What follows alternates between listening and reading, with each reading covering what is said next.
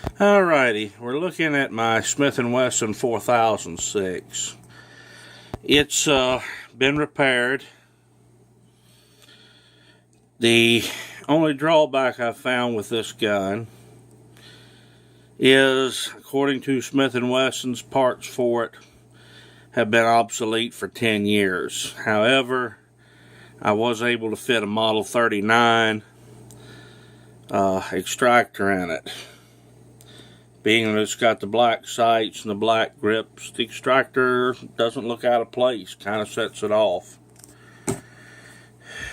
And that is my FN S40 with the 4-inch barrel. The Smith also has a 4-inch barrel. The reason that I'm showing the two guns together right now at this moment, a lot of people say, oh, the 4006 is so much heavier with its all steel frame. Well, in my hand, I can't really tell a lot of difference. Both of them are excellent shooting guns. This gun I bought in the 90s.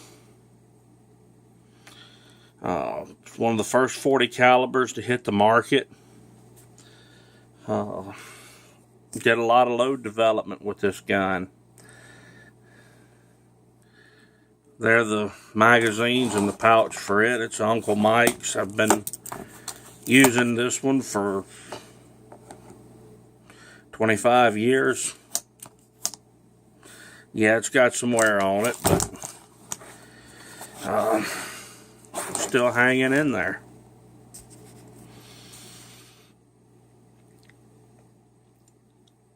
This gun carries 11 and 1, so 12 rounds. People that have detracted from this gun saying, well, it's only got 12 rounds in it in a full-size gun. Well, let me explain this. When this gun was developed, the revolver was still the firearm of choice in most law enforcement agencies. So you hadn't had the mass switch over to semi-automatics yet. You're carrying twice the capacity of ammunition that you had in a revolver. Plus, you've got extra magazines. Yeah, they reload pretty quick with a lot less training than a revolver. Are there guys that can shoot a revolver well? Yes. Are there guys that can keep them loaded and topped off? Yes.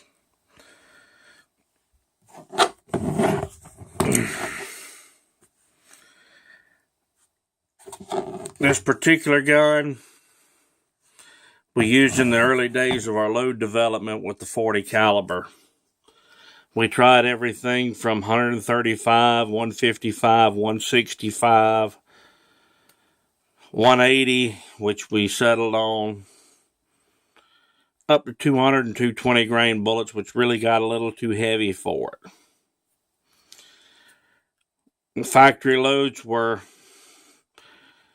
generally set up around 180s. This happens to be what this gun shoots the best.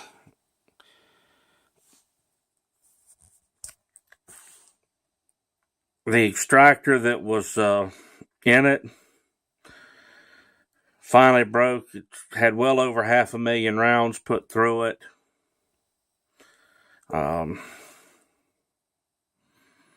can't fault it. Yes, parts are going to break on guns when they're shot in high volume. That's just the fact. That's the way it is.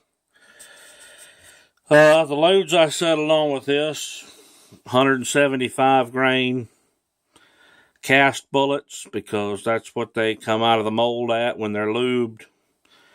I think it's 175, 176 grains what they actually weigh. And 180 grain hollow points for serious use. If you want to complain about the weight of the gun,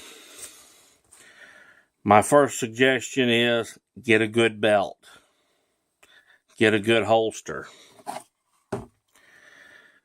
This is one of the Bianchi Askins Avengers. I've been carrying this gun in it pretty much since I've had it. Still looks good, functional, carries extremely well, and it's extremely comfortable. A little strap here. That's a button holding it on. If I'm in the woods or in the field or need some type of retention, that does surprisingly well. If I'm in the city and want it open top for a faster draw, I just pop it off. Another holster I found that works well carrying this particular gun. This is the Golden Gulrich Yaki. Solid built little holster. They're not terribly expensive.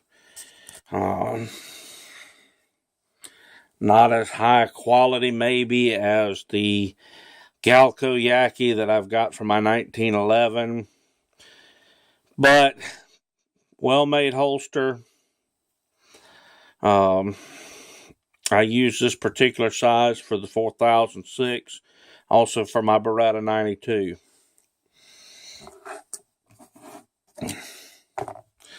With the aforementioned loads, with the unique powder, I get around 1,000 feet a second for my practice loads, and I get right at 1,100 feet a second for my serious loads.